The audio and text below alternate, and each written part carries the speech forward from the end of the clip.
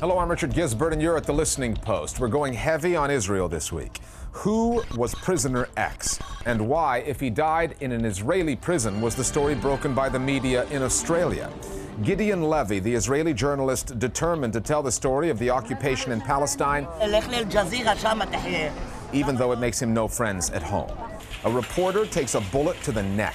Just another story of intimidating the media in Sri Lanka. And where is the gun control debate going in America? My gun, you can pry it from my cold dead hands. In our web video of the week. We begin this week with a major news story in Israel and why it failed to make headlines there. It's the story of an Australian Israeli who until 2 weeks ago was known as Prisoner X. He was a suspected Mossad operative turned double agent who reportedly hanged himself in an Israeli prison back in 2010. Some of the facts remain sketchy. It is not clear what the man was accused of or what actually led to his death. But the way the story surfaced has Israelis debating the bounds of military censorship and the limits of a free press. The case of Prisoner X was a journalistic taboo in Israel. A gag order meant that the Israeli media could not report it for 2 years, at least not directly. But on February 12th, ABC News in Australia revealed the prisoner had taken his own life.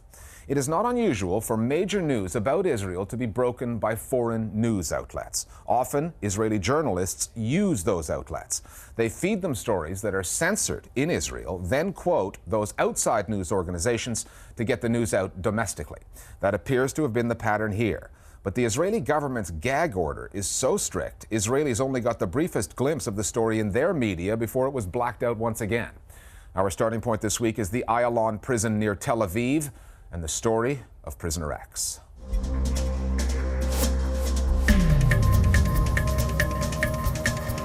It's a story that cannot be told here in Israel. What I think you have here is a fundamental clash between national security and the principle of freedom of information. The local Israeli media has been unable to tell the prisoner's story. Israel's media is facing pressure from the very top to keep quiet. Anything that is perceived as a danger to state security is dealt with the most aggressive force. אני סומך באופן מוחלט על רשויות החוק במדינת ישראל. The use of gag orders in this case was extreme. הפרשה האוסטרלית מעלה כמה שאלות נוקבות על המרחב שבין עמימות לאווילות. This has been the black hole of Israeli democracy.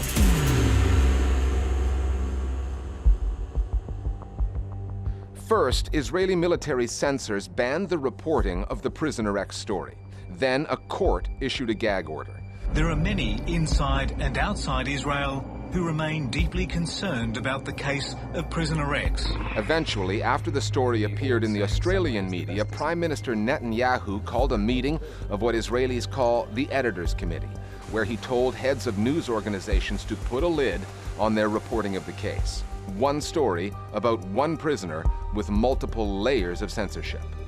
When we learned about the story of Prisoner X before he committed suicide in mid-2010, we appealed against the gag order and tried to fight the gag order for a very long time. We have failed. At the end of the day, the case was published outside of Israel by the ABC Australian TV network, and the Israeli press was able to follow. For many years, the classic way to bypass the military censorship in Israel was to quote from foreign sources. מקורות זרים טוענים שמטוסי חיל האוויר תקפו בלילה שיירת נשק. What's very interesting about this specific case is the extreme way in which they have used the gag orders. It forbids the media from citing foreign sources.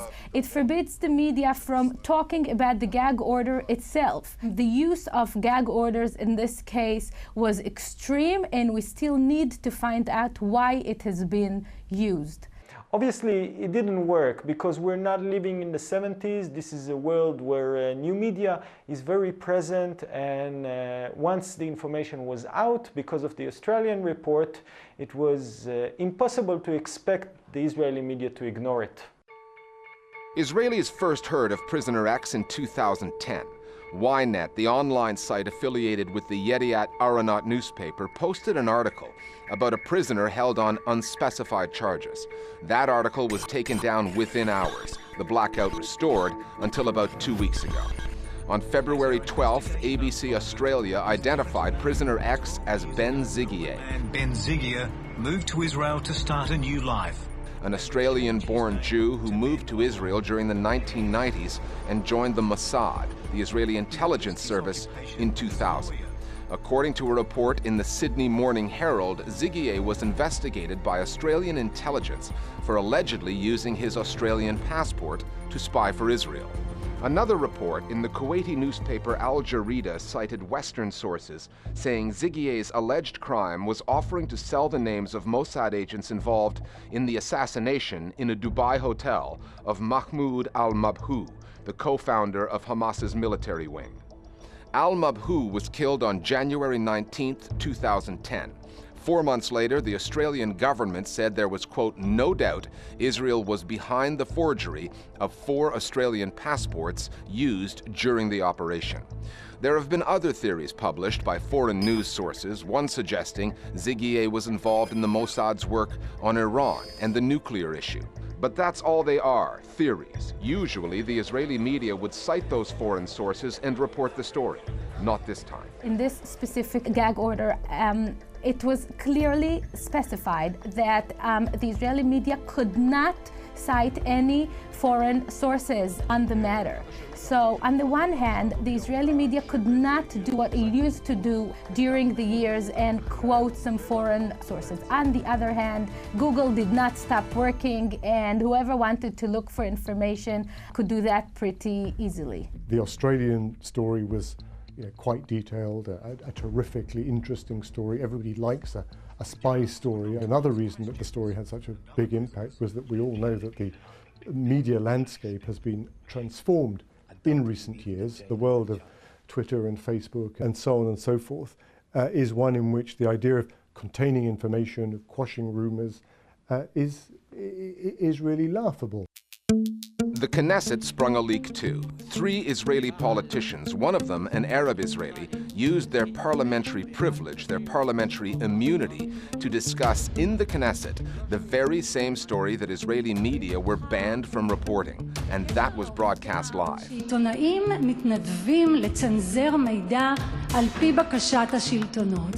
Between the new media search engines that can take any Israeli right to the heart of the Prisoner X story and what was said and broadcast from the country's parliament, efforts to censor reporting on this case have proved utterly futile. But that will not stop Israel's vaunted security apparatus the next time a story deemed sensitive surfaces somewhere. Israeli establishment. And I think that most of the Israeli people still see themselves as a country in constant war, as a country under a threat of extinction. Israel is a democratic country, but when it comes to security issues, this democracy is being hurt and damaged by other interests. The right of the public to know, freedom of information, are treated with less importance. כשמדובר בדיני נפשות, אולי מדובר, אינני יודע עדיין, מדוע לא להסכים איתו? I think the issue of prisoner X, like many other issues along the way, are part of an ongoing debate, a question in the Israeli media world, and that's how to cover the security establishment. And I hope that this affair will be another lesson that will teach journalists to be a little more active and a little more, if you want, even rude when they approach the security establishment. Israel has a free and feisty press, but there's a red line in front of anything to do with national security, and that's what this whole story is about. It's a clash between the demands of national security as interpreted by that security establishment and those people who believe in free expression. And the twist is the changed media landscape in which the moment the Australian television report came out, the story went round the world and made that deference to Israeli national security and the mechanisms used to defend it look clumsy, cack-handed, and very old-fashioned. Our Global Village voices now on the state of journalism in Israel. What you see in Israel at the moment, as you see in many other Western countries, are journalists and a media establishment that's far too close to a military establishment. The only way this will change is if they actually challenge the right of a security establishment to have so much power over information that they actually publish regardless. That's the kind of journalism we should be encouraging. After hours of the gag order being issued, 3 parliamentarians stood up in the parliament, all challenging the state and demanding answers. But we need to ask ourselves, was this not the role of the Israeli media to challenge the state's gag order? I think that what we can learn from this affair is that the government should be very careful when it tries again to limit publication of information. I don't think that such limitations will be the same after the Prisoner X story, and that the Israeli government has learned this message. I hope that other governments learn this lesson. Time now for Listening Post NewsBytes. First to Sri Lanka, where yet another reporter has apparently been targeted for his journalism. Veteran investigative reporter Faraz Shaukat Ali is recovering after being shot in the neck by unknown attackers on February 16th. Prior to the shooting, Shaukat Ali told his colleagues his life was in danger after he reported on corruption in the Sri Lankan energy sector. Shaukat Ali works for the Sunday Leader newspaper, which paid a price in blood for its critical reporting on the Sri Lankan government in 2009, when its editor, Lasantha Wickrematunge, was shot dead after he said he was personally threatened by President Mahinda Rajapaksa. Death threats also subsequently forced Wickrematunge's successor, Frederike Jans, into exile. She spoke with us here at the Listening Post 6 weeks ago on the proviso that we not reveal her location. Doctors in Colombo are saying Shaukat Ali is now out of danger, but the threat to journalists in Sri Lanka remains. At least 17 reporters and media workers have been killed there over the past decade. The Sunday Leader, however, says it remains, quote, unbowed and unafraid, unquote. That's from an article published on its website following the shooting. One of Egypt's best-known journalists is blaming the government for forcing him out of his job as editor-in-chief of the country's largest English-language news website. In a status update he put on his Facebook page, longtime Muslim Brotherhood critic Hani Shukrallah, who until last month was the editor-in-chief of Ahram Online, accused the government of conducting a long-running campaign against him. It began with cutting my salary in half, Shukrallah wrote, then came my forcible retirement. Independent journalists in Egypt are saying that things have changed ever since Mamdouh El-Wali took over the chairmanship of the state-owned Al-Ahram newspaper, of which Ahram Online is a subsidiary. El-Wali is considered a Brotherhood sympathizer and has been accused of trying to turn Al-Ahram into a government mouthpiece. The departed Shukrallah does have some experience of being hounded out of a job by political appointees. He was forced out of another post during the Mubarak era. Finally, the White House media machine has angered the press corps by denying journalists access to President Obama's recent 3-day golfing holiday in Florida. The president teed off with the former world #1 Tiger Woods, but the only reports that surfaced came from a few tweets from a reporter for Golf Digest. In his capacity as the head of the White House Correspondents Association, Ed Henry, who reports for Fox News, issued a statement expressing extreme frustration at the lack of access. It's not about golf, Henry later told Politico. It's about transparency and access in a broader sense. When the president's helicopter finally touched down back in Washington, reporters yelled at Obama in unison, asking if he managed to beat Tiger. For White House correspondents, the pack mentality is par for the course. We're going back to Israel now, but by way of a documentary that first aired on Al Jazeera Arabic. It's called Going Against the Grain. It features the controversial Israeli reporter Gideon Levy. In 1982, Levy joined the left-leaning newspaper Haaretz and soon developed a reputation for relentlessly reporting on Israel's occupation of the Palestinian territories. His coverage divides Israeli opinion. To some, he's an intrepid journalist. To others, he's a self-loathing Israeli publishing pro-Palestinian propaganda. Levy's criticism of the military's misconduct, what he calls the Israeli society's moral blindness to the occupation, and the Israeli media's complicity, often leaves him isolated even in his own journalistic circles. Renee Uday now on Gideon Levy, the Israeli reporter going against the grain.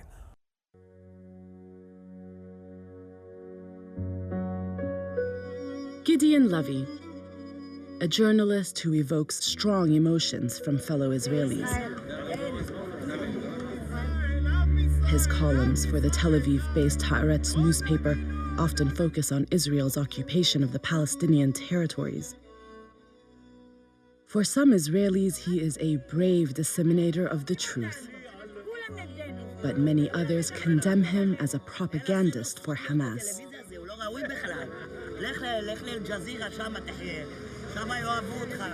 כשהתחלתי לעבוד בעיתון הארץ, התחלתי לנסוע לשטחי הכיבוש, לשטחים הכבושים, באופן אקראי, לא עם איזו החלטה שזה מה שאני הולך לעשות. ובהדרגה למדתי את האכזריות של הכיבוש, ואת הברוטליות שלו, את חוסר האנושיות שלו. ובהדרגה, לא ברגע אחד, גיליתי 3 דברים. האחד, שזאת הדרמה הכי גדולה של מדינת ישראל.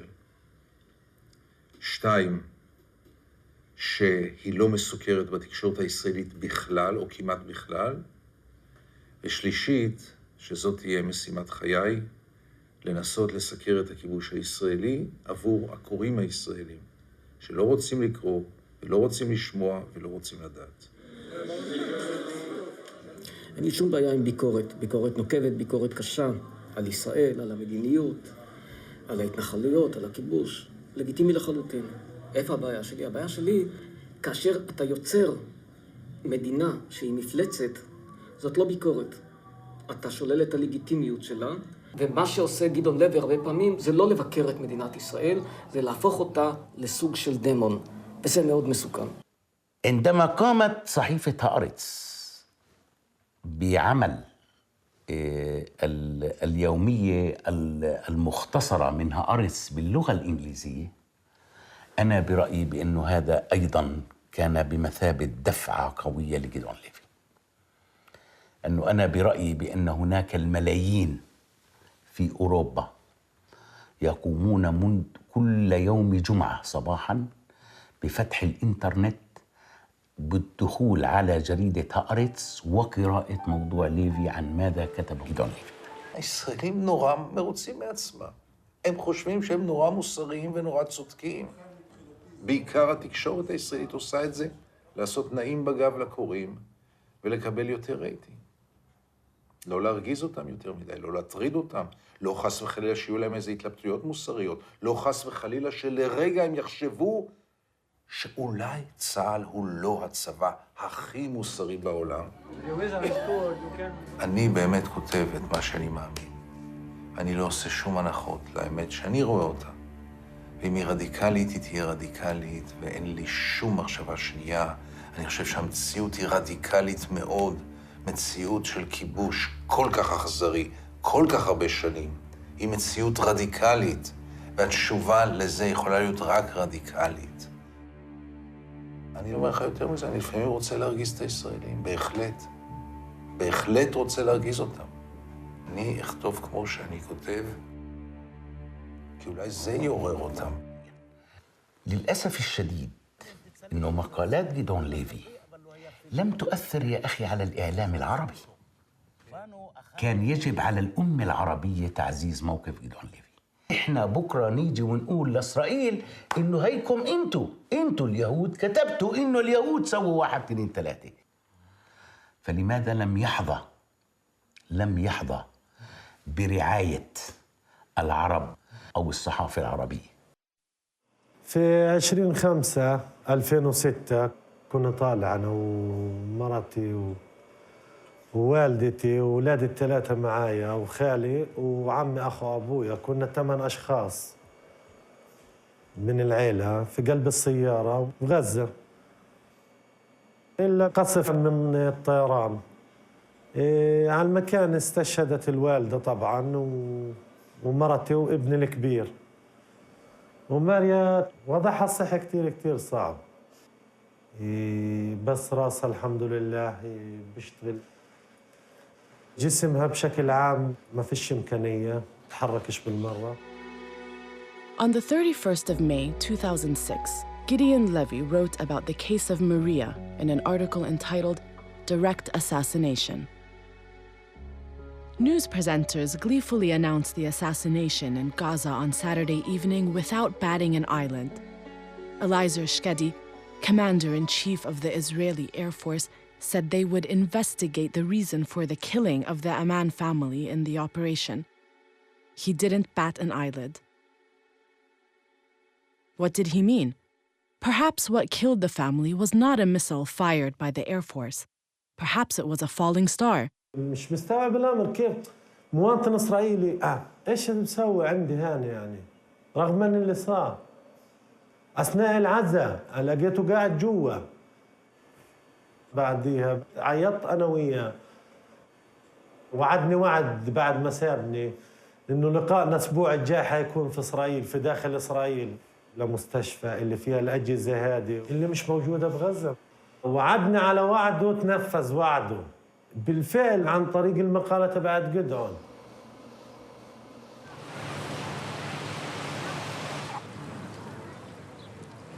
זאת בועה שחיה חיים מאוד טובים.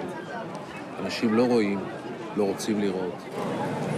בימים של עופרת יצוקה, החופים היו פה מלאים. הליקופטרים, אפאצ'ים עשו דרכם להפציץ את עזה. ופה החיים נמשכו כרגיל, אף אחד בקושי אפילו לא טרח להעיף מבט להליקופטרים, לשאול מה הם הולכים לעשות בעזה.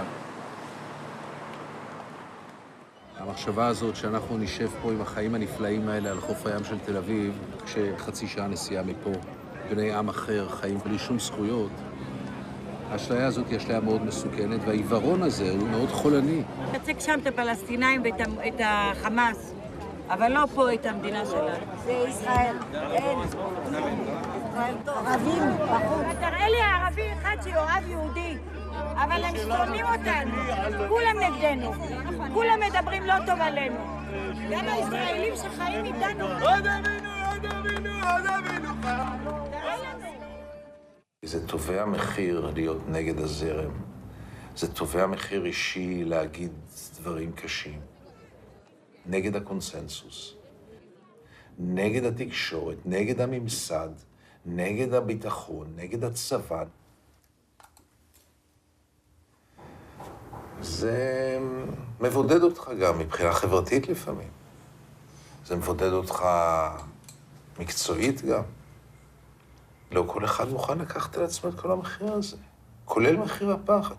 לפעמים אני חושב שאולי אני כותב לארכיונים בכלל. יום אחד מישהו יפתח את הארכיון ויגיד, בכל זאת היו גם קולות אחרים.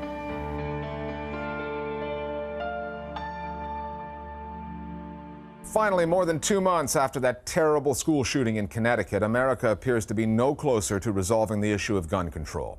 This is a time-worn debate in the media with well-rehearsed talking points and no sign of either side listening to the other. Now, frequent viewers of the Listening Post know all about the team at Rap News, the self-described news bulletin for the discerning viewer. Anchor Robert Foster, who has a way with a rhyme, is joined by his regular pundits, the left-leaning conspiracy theorist Terrence Moonseed and the right-wing General Baxter, to hash out the pros and cons of gun control. Rap News' Gun Debate is our web video of the week. It's closing in on 50,000 hits online. We'll see you next time at the Listening Post. By demand, this episode is devoted to the heightened debate which has bitterly divided the United States. While some want government to stop the bloodshed, others want arms to prevent government coming for them. Is there an answer to this impasse? We consult expert guests from opposing factions. On your left, Terrence Moonseed, back as a representative of the black pandas. But why ban guns? What's your logic? Ban them? You kidding? The Second Amendment is a sacred law. But aren't guns aren't evil. People are. We were given this precious right to bear arms, not for hunting bears, but to protect us. You know who from? From Native Americans who were defending their land from the colonists? No, Robert. From our own freaking government. I'm not. 7076 will commence at once if you reptilian redcoats try to take our guns. Okay, let's hear from General Baxter. It's the first time we've had you both in the studio together. Bob, frankly, I'm shocked by what's happening. This loss of valuable American lives is a tragedy. What do you suggest? Disarm the citizenry. Leave guns to the criminals, like us in the military. Prohibition is the key. We need a war on guns. It'll work great, like our war on drugs. What, my gun? You can pry it from my cold dead hands. Fine.